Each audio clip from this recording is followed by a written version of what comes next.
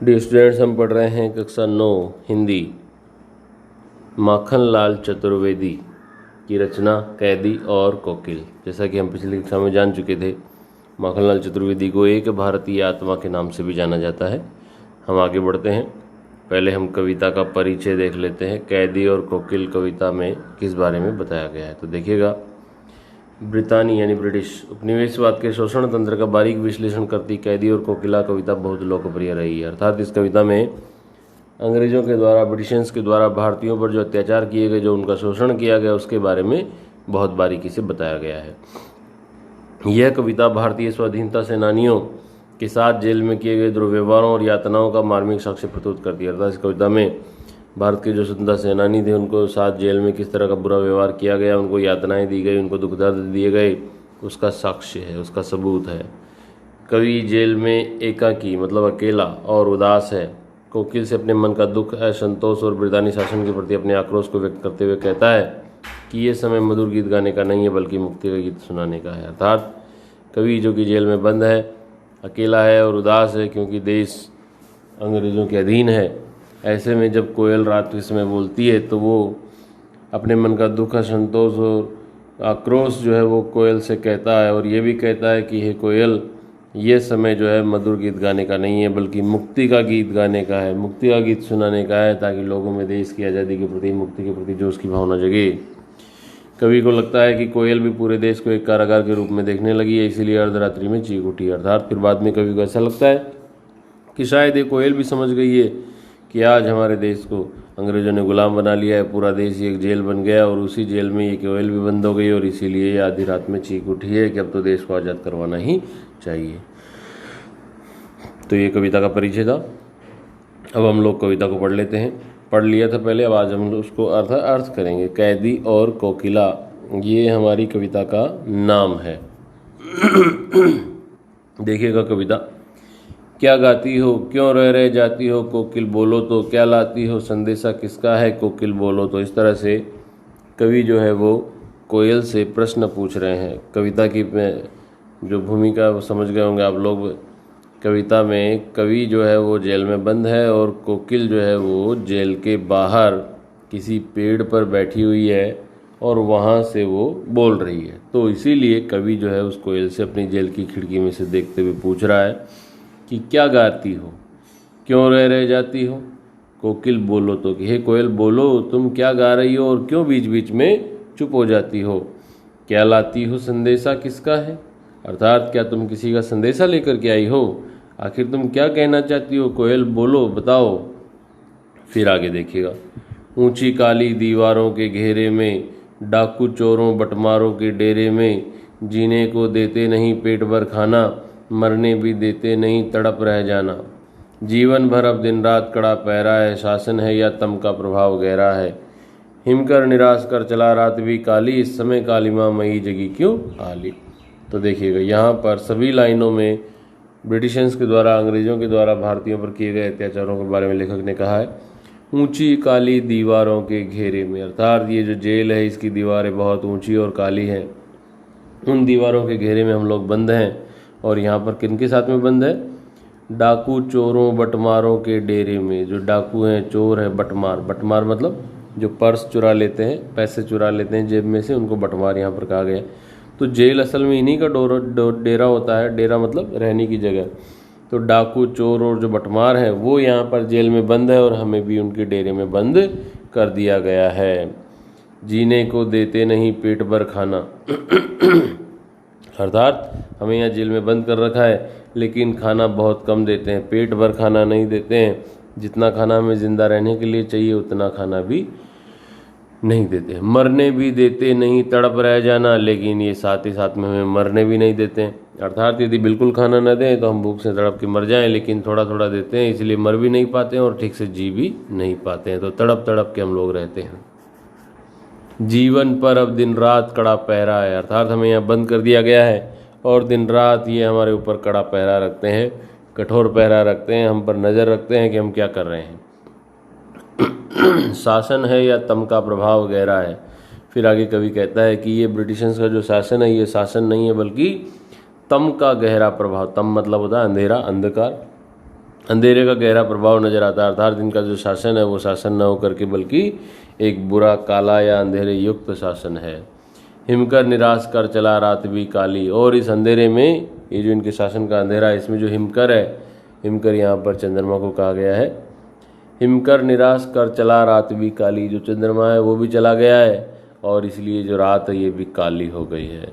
अर्थात इन लोगों के शासन का, जो कि काला शासन है, उसका इतना गहरा प्रभाव है कि चंद्रमा भी छोड़ करके चला गया है और ये रात भी काली हो गई है। तो इस प्रकार से अंग्रेजों के शासन के बारे में ढेर सारी बुराइयां यहाँ पर बताई गई हैं। फिर लास्ट में कहते हैं कि इस समय काली माँ मई जगी क्यों आली, हे कोयल तुम स्वयं भी काली हो और इस बुरे समय में, इस आधी रात में, इस काले संसार में तुम क्यों जगी हो। आली मतलब सखी, सहेली। फिर आगे कोयल से प्रश्न है, क्यों हूंक पड़ी। हूंकना मतलब होता है दुख दर्द के मारे बोल जाना। क्यों हूंक पड़ी, अर्थात तुम ऐसा क्या दुख है जो बोल रही हो। वेदना बोझ वाली सी, अर्थात ऐसा लगता है कि जैसे तुम्हारे ऊपर वेदना का बोझ है, दुखों का बोझ है, दर्द का बोझ है। वाली सी, ये जो इस प्रकार सा सी से ये जो शब्द आते हैं तुलना करने के लिए, वहाँ पर उपमा अलंकार होता है, ऐसा आप जानते होंगे। कोकिल बोलो तो क्या लूटा। फिर आगे कवि पूछता है कि ये कोयल बोलो तो सही तुम, क्या किसी ने तुम्हारा कुछ सामान लूट लिया है, और लूटा है तो क्या लूटा है। अगली पंक्ति में चलते हैं। मृदुल वैभव की रखवाली सी कोकिल बोलो तो, कि हे कोयल तुम तो जो मृदुल वैभव है, भारत का जो कोमल वैभव है, मृदुल मतलब कोमल या अच्छा या उपयुक्त, और वैभव मतलब सुख संपदा से भरपूर, उसकी रखवाली करने वाली हो।